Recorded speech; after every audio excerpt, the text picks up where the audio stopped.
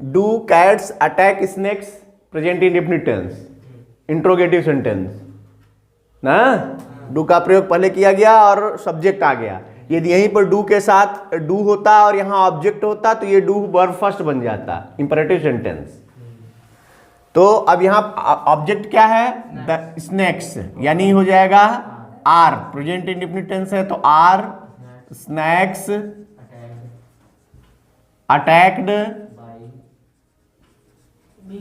Attacked by cats. ठीक है। दूसरा है हु डिड इट, हु का हो गया बाय whom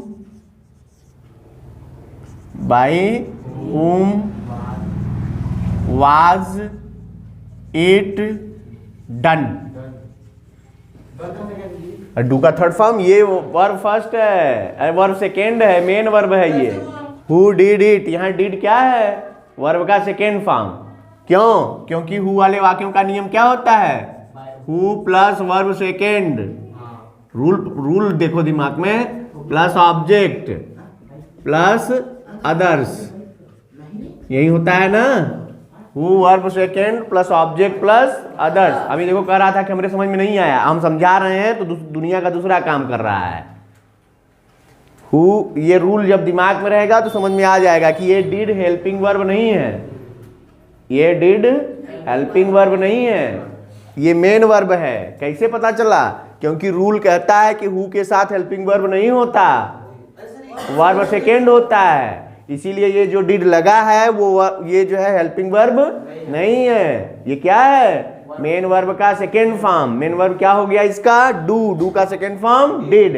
इसका मतलब ये डिड क्या है, वर्ब का सेकेंड फॉर्म है। इसीलिए बाय हुम, फिर वाज या वर्ब, फिर ऑब्जेक्ट, फिर डन, थर्ड फॉर्म हो गया। यही होता है ना पैसिव वॉइस में। भाई पैसिव वॉइस बनाते हैं तो पैसिव वॉइस का भी रूल लिख लो, समझ में आ जाएगा। यानी हो जाएगा बाय हुम प्लस, यहाँ टू बी की क्रिया होती है, उसको हेल्पिंग वर्ब पैसिव वॉइस में नहीं कहते, उसको टू बी की क्रिया कहते हैं, यानी वाज या वर्ब पास्ट इंडेफिनिट टेंस में। फिर object in the case of subject plus verb का third form plus others plus question mark. तो अब इसमें भी देख लो, तो बाय हुम पहले हो गया, फिर उसके बाद टू बी क्रिया वाज या वर्ब हो गई, फिर उसके बाद ऑब्जेक्ट हो गया इट, उसके बाद वर्ब का थर्ड फॉर्म। हो गया कि नहीं हो गया? तो हो गया हु डिड इट का हो गया by whom was it done. अब ध्यान दो कि ये डू या डिड ये हेल्पिंग वर्ब ही केवल नहीं होते, ये मेन वर्ब भी हो सकते हैं। इसलिए बड़ी सावधानी से देखो कहीं ये मेन वर्ब तो नहीं है। हाँ वैसे है भी है, वो मेन वर्ब के रूप में भी आता है, हेल्पिंग वर्ब के रूप में भी आता है। तो ये समझना पड़ेगा हमको कि कहाँ ये हेल्पिंग वर्ब है और कहाँ मेन वर्ब है।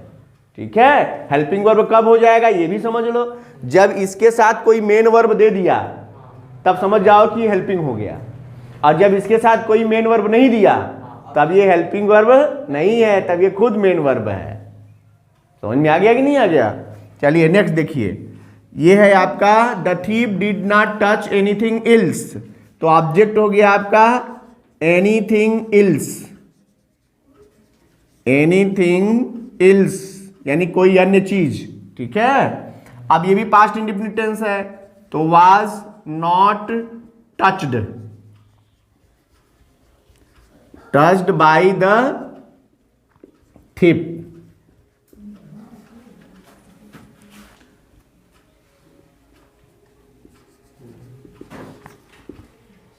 Anything else was not touched by the thief. हो गया?